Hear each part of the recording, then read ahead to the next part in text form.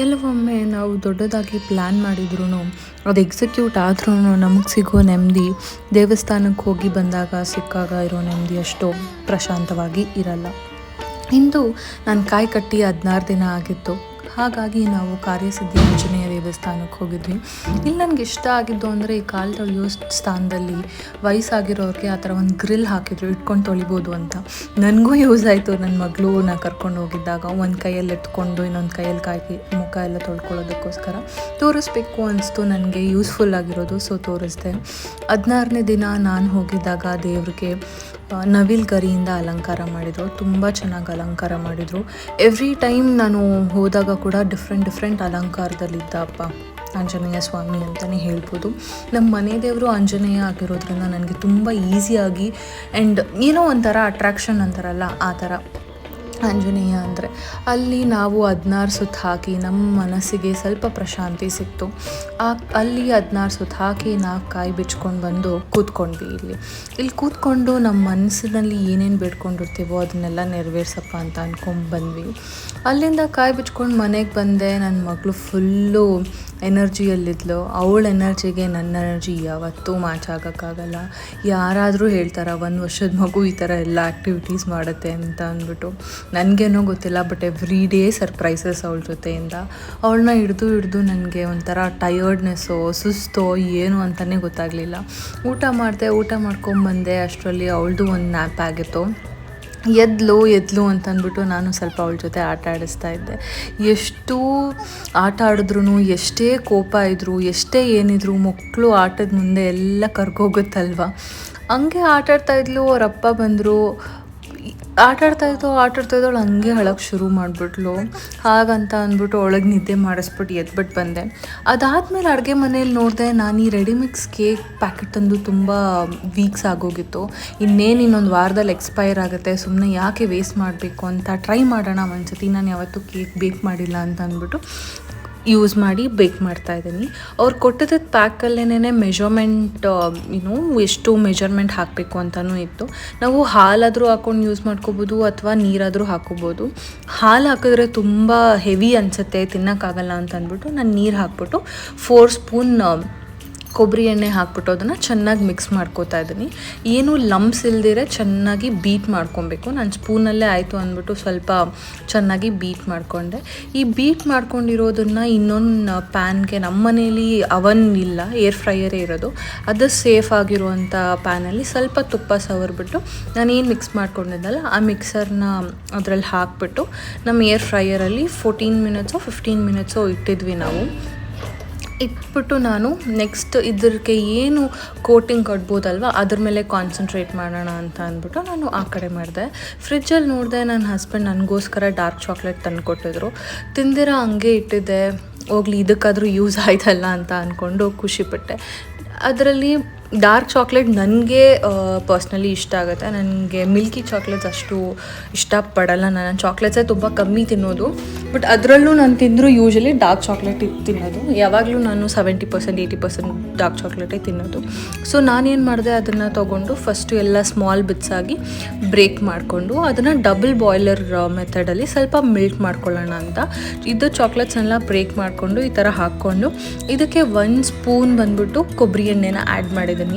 ಏನಾಗುತ್ತೆ ಈ ಥರ ಕೊಬ್ಬರಿ ಎಣ್ಣೆ ಆ್ಯಡ್ ಮಾಡ್ತೆ ಅಂದರೆ ಸ್ಮೂತಾಗಿ ಬರುತ್ತೆ ಅಂತ, ಸ್ಮೂತಾಗಿ ಮೆಲ್ಟ್ ಆಗುತ್ತೆ ಆ್ಯಂಡ್ ಅದೊಂಥರ ಗ್ಲಾಸಿ ಎಫೆಕ್ಟ್ ಕೂಡ ಕೊಡುತ್ತೆ. ತಿನ್ನಬೇಕಾದ್ರೂ ನಮಗೆ ಚೆನ್ನಾಗಿ ಅನಿಸುತ್ತೆ. ನನ್ನ ಮಗಳು ತುಂಬ ಎಕ್ಸೈಟೆಡ್ ಆಗಿದ್ಲು. ಏನು ಮಾಡ್ತಾಯಿದ್ದಾರೆ ಮಮ್ಮಿ ಅಂತ ಅಂದ್ಕೊಂಡಿದ್ಲು. ಅವಳು ನನ್ನ ಹೆಂಗೆ ಕರೀತಾಳೆ ಅಂದರೆ ಒಂದು ವಾರ ಮಮ್ಮಿ ಅಂತಾಳೆ, ಇನ್ನೊಂದು ವಾರ ಮಮ್ಮ ಅಂತಾಳೆ, ಇನ್ನೊಂದು ವಾರ ಅಮ್ಮ ಅಂತಾಳೆ.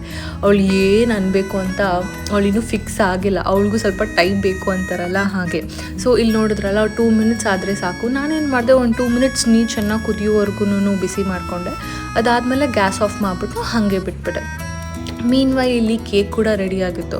ನೋಡಿ ಎಷ್ಟು ಚೆನ್ನಾಗಿ ಫ್ಲಫಿಯಾಗಿ ರೆಡಿಯಾಗಿದೆ ಅಲ್ವ. ನಾನು ಫಸ್ಟ್ ಟೈಮ್ ಮಾಡಿದ್ರಿಂದ ನನಗೆ ತುಂಬ ಖುಷಿ ಆಗೋಯಿತು.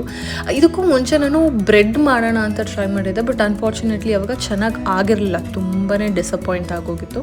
ಈ ಥರ ಯಾವುದಾದ್ರೂ ಟೂತ್ ಸ್ಟಿಕ್ನ ತಗೊಂಡು ಒಳಗಡೆ ಒಂದು ಪಿಯರ್ಸ್ ಮಾಡಿ ತೆಗ್ದಾಗ ಏನು ಅಂಟಬಾರ್ದು. ಆ ಅಂಟಲಿಲ್ಲ ಅಂತಂದರೆ ಫುಲ್ ಬೇಕಾಗಿದೆ ಅಂತ ಅಂದ್ಬಿಟ್ಟು ಇದರಿಂದ ತೆಗೆದ್ಬಿಟ್ಟು ಒಂದು 10 ಮಿನಿಟ್ಸ್ 5 ಇಲ್ಲ 10 ಮಿನಿಟ್ಸ್ ಕೂಲ್ ಡೌನ್ ಆಗೋದಕ್ಕೆ ಅಂತ ಬಿಟ್ಟಿದ್ವಿ.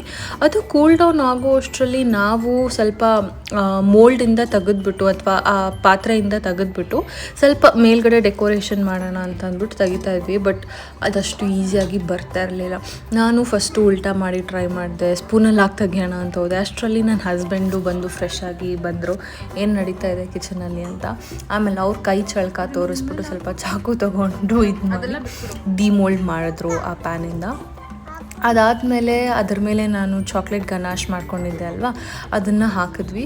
ಎಷ್ಟು ಚೆನ್ನಾಗಿ ಕಾಣ್ತಾ ಇತ್ತು ಗೊತ್ತಾ. ನನಗೆ ನಂಬಕ್ಕೆ ಆಗ್ತಾ ಇರಲಿಲ್ಲ ಆ ಟೈಮಲ್ಲಿ, ಇದು ನಾನೇ ಮಾಡಿದ ಅಂತ.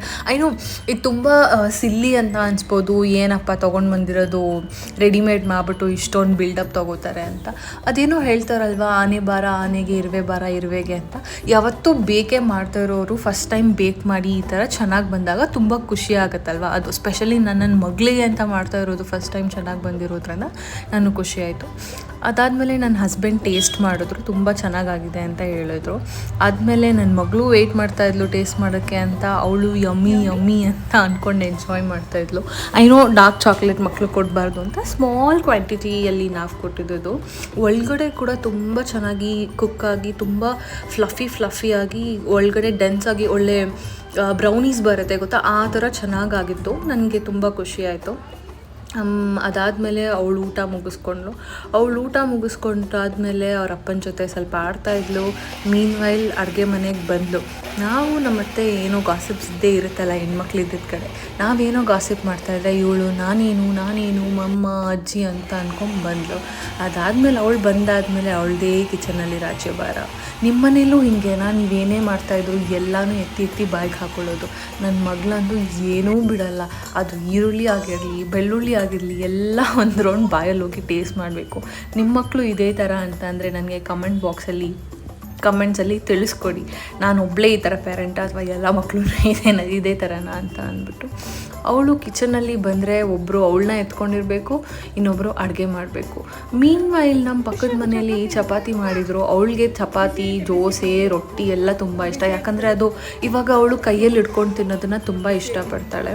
ಸೊ ಅದೆಲ್ಲ ಕೈಯಲ್ಲಿ ಇಟ್ಕೊಬೋದಲ್ಲ, ಸೊ ಅವಳಿಗೆ ಇಷ್ಟ ಅಂತಂದ್ಬಿಟ್ಟು ನಮ್ಮ ಆಂಟಿ ತೊಗೊಂಬಂದು ಕೊಟ್ಟಿದ್ರು. ಅದು ಬಿಸಿ ಇದೆ ಅಂತ ಹೇಳ್ತಾ ಇದ್ದೀವಿ, ಬಟ್ ಅವಳಿಗೆ ಬಿಡ್ತಾನೇ ಇರಲಿಲ್ಲ. ಗೊತ್ತಲ್ಲ ಚಿಕ್ಕ ಮಕ್ಕಳು ಹೇಗೆ ಅಂತ ಅಂದ್ಬಿಟ್ಟು ತುಂಬ ಹಠ. ಇತ್ತೀಚೆಗೆ ಅಂತೂ ಅವಳದು ಬೇಕು ಅಂದರೆ ಬೇಕು ಅಷ್ಟೇ. ಅವಳೇ ಫೈನಲ್ ವರ್ಡಿಕ್ಟ್ ಕೊಡೋದು ನಮ್ಮ ಮನೇಲಿ. ಅವಳಿಗೆ ಬೇಕು ಅಂದರೆ ಬೇಕು ಅನ್ನೋ ಥರ. ಅದಾದಮೇಲೆ ಹಠ ಮಾಡಿ ಬಿಸಿ ಇದ್ರೂ ಪರವಾಗಿಲ್ಲ ಅಂತ ಒಂದು ಪ್ಲೇಟಲ್ಲಿ ಹಾಕ್ಸ್ಕೊಂಡು ಎತ್ಕೊಂಬಂದ್ಲು. ಅಷ್ಟರಲ್ಲಿ ಅವಳಿಗೆ ನಿದ್ದೆ ಟೈಮ್ ಆಗಿತ್ತು.